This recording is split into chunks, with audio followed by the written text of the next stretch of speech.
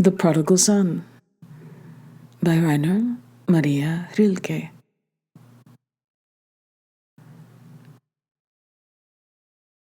Rilke's reflections on this novel, on the parable of the prodigal, deal with the fear of being loved and the way love seeks to mold a person in the expectations of the lover, which becomes an unbearable burden.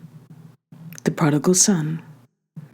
It would be difficult to persuade me that the story of the prodigal son is not the legend of a man who didn't want to be loved.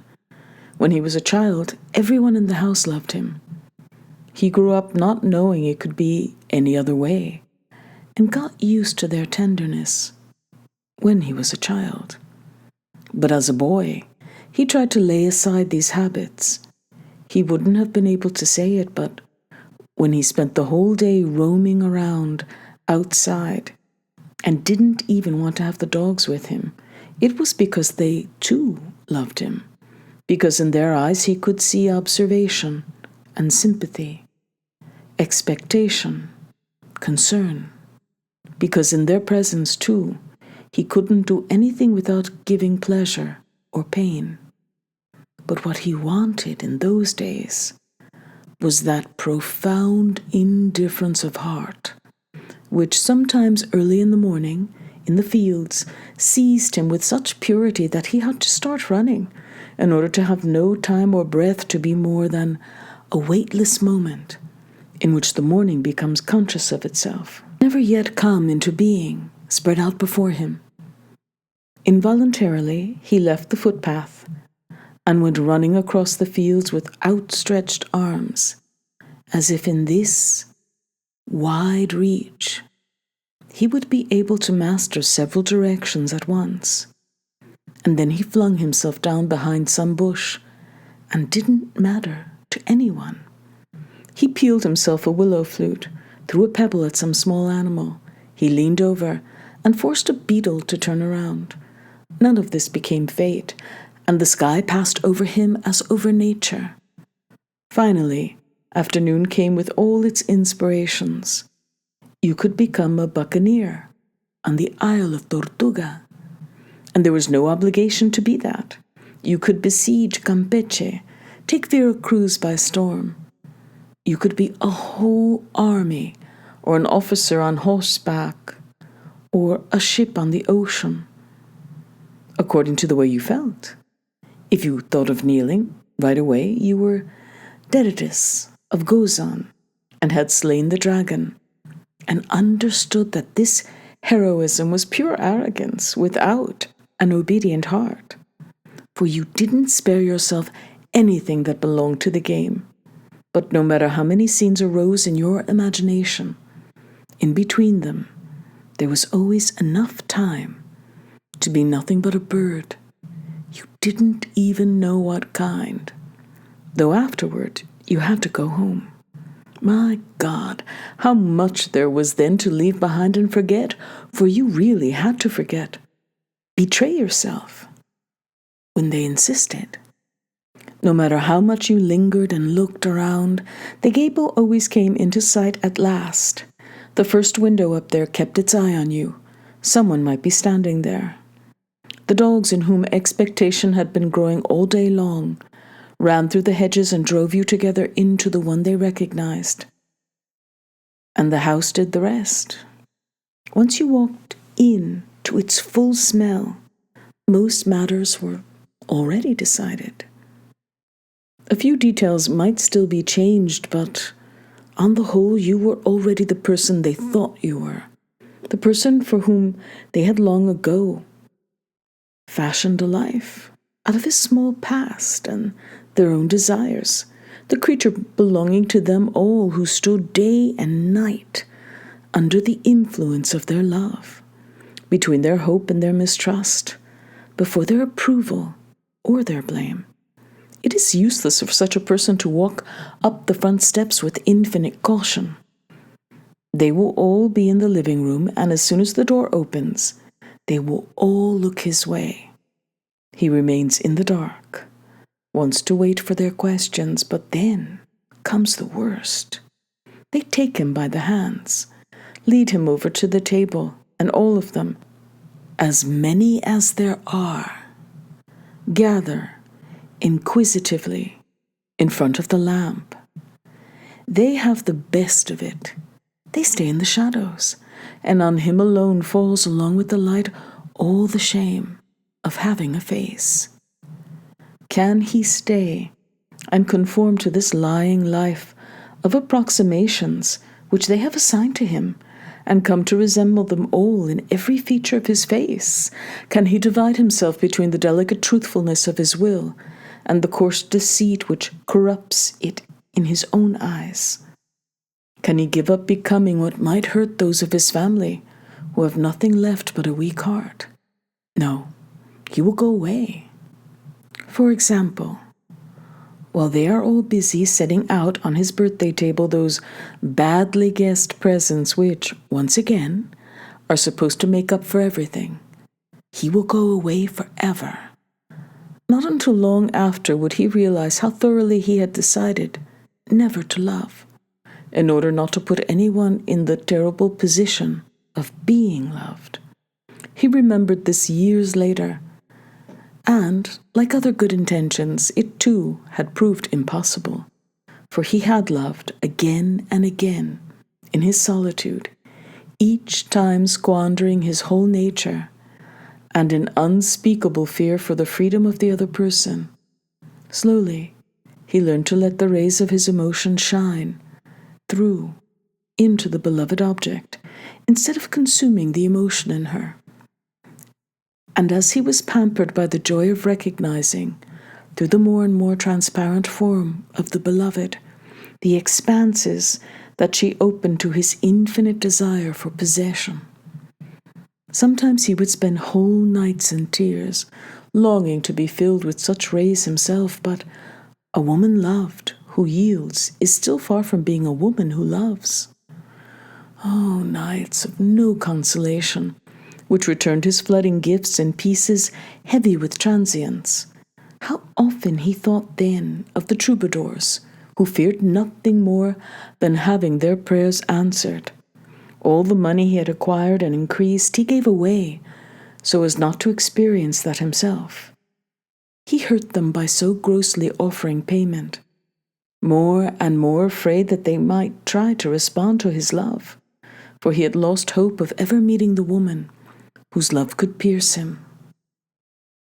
Even during the time when poverty terrified him every day with new hardships, when his head was the favorite toy of misery, and utterly worn ragged by it, when ulcers broke out all over his body like emergency eyes against the blackness of tribulation, when he shuddered at the filth to which he had been abandoned, because he was just as foul himself, even then, when he thought about it, his greatest terror was that someone would respond to him. What were all the darknesses of that time compared with the thick sorrow of those embraces in which everything was lost? Didn't you wake up feeling that you had no future? Didn't you walk around drained of all meaning, without the right to even the slightest danger? Didn't you have to promise 100 times not to die? Perhaps it was the stubbornness of this most painful memory which wanted to reserve a place in him to return to again and again, that allowed him, amid the dunghills, to continue living. Finally, he found his freedom again. And not until then, not until his years as a shepherd, was there any peace in his crowded past. Who can describe what happened to him then? What poet has the eloquence to reconcile the length of those days with the brevity of life? What art is broad enough to simultaneously evoke his thin, cloaked form and the vast spaciousness of his gigantic nights? This was the time which began with his feeling as general and anonymous as a slowly recovering convalescent. He didn't love anything unless it could be said that he loved existing. The humble love that his sheep felt for him was no burden, like sunlight falling through clouds, it dispersed around him and softly shimmered upon the meadows. On the innocent trail of their hunger, he walked silently over the pastures of the world. Strangers saw him on the Acropolis, and perhaps for many years he was one of the shepherds in Les Baux. And so petrified time outlasts that noble family, which, in spite of all their conquests under the holy numbers 7 and 3, could not overcome the fatal 16-rayed star on their own coat of arms. Or should I imagine him at Orange, resting against the rustic triumphal arch? Should I see him in the soul-inhabited shade of Allescamp, where, among the tombs that lie open as the tombs of the resurrected, his glance chases a dragonfly? It doesn't matter. I see more than him. I see his whole existence, which was then beginning its long love toward God, that silent work undertaken without thought of ever reaching its goal. For though he wanted to hold himself back forever, he was now once again overcome by the growing urgency of his heart. At this time he hoped to be answered, his whole being, during which his long solitude had become prescient and imperturbable, promised him that the one he was now turning to would be capable of loving with a penetrating, radiant love. But even while he longed to be loved in so masterful a way, his emotion, which had grown accustomed to great distances, realized how extremely remote God was. There were nights when he thought he would be able to fling himself into space toward God, hours full of disclosure, when he felt strong enough to dive back to earth and pull it up with him on the tidal wave of his heart. He was like someone who hears a glorious language and feverishly decides to write poetry in it. Before long, he would, to his dismay, find out how very difficult this language was. At first, he was unwilling to believe that a person might spend a whole life putting together the words of the first short, meaningless exercises. He threw himself into this learning like a runner into a race. But the density of what he had to be mastered slowed him down. It would be hard to imagine anything more humiliating than his apprenticeship.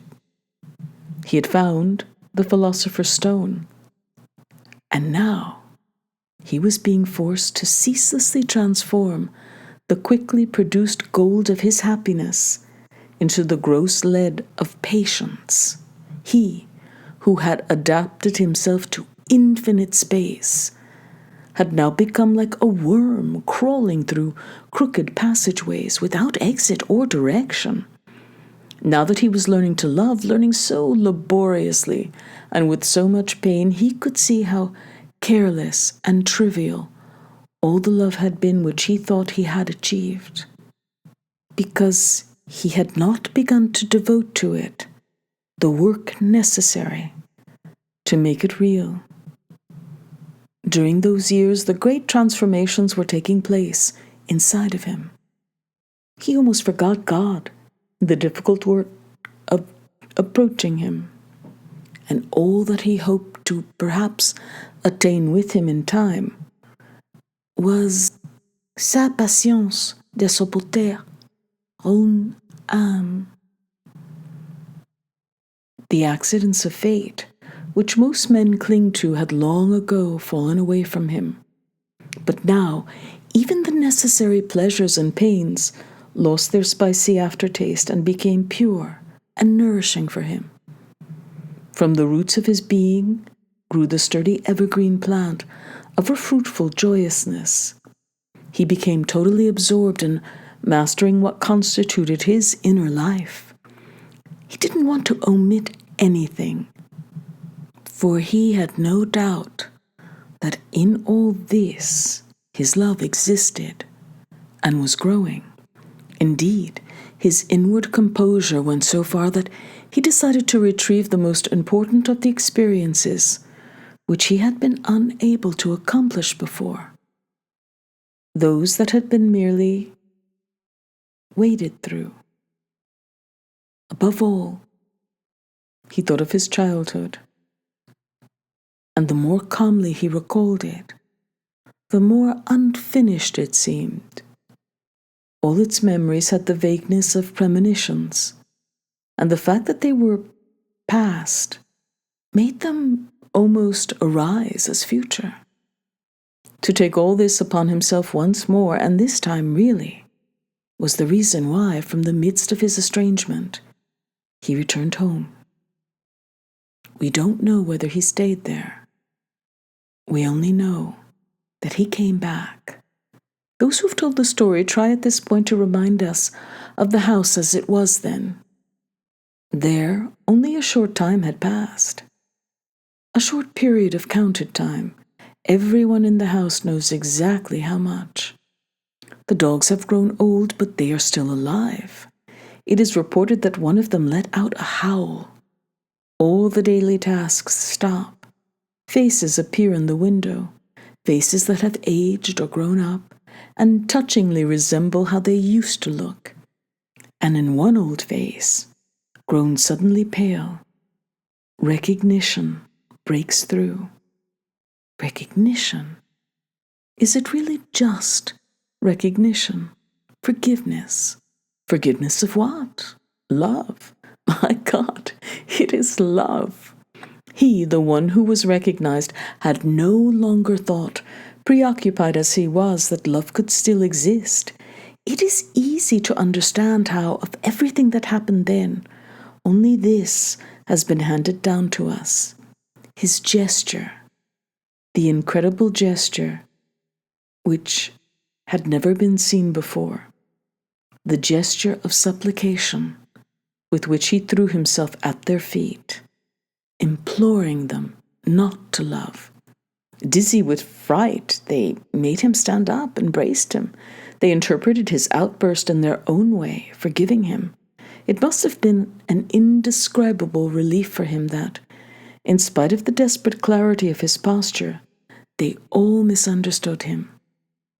He was probably able to stay, for every day he recognized more clearly that their love, of which they were so vain and to which they secretly encouraged one another, had nothing to do with him.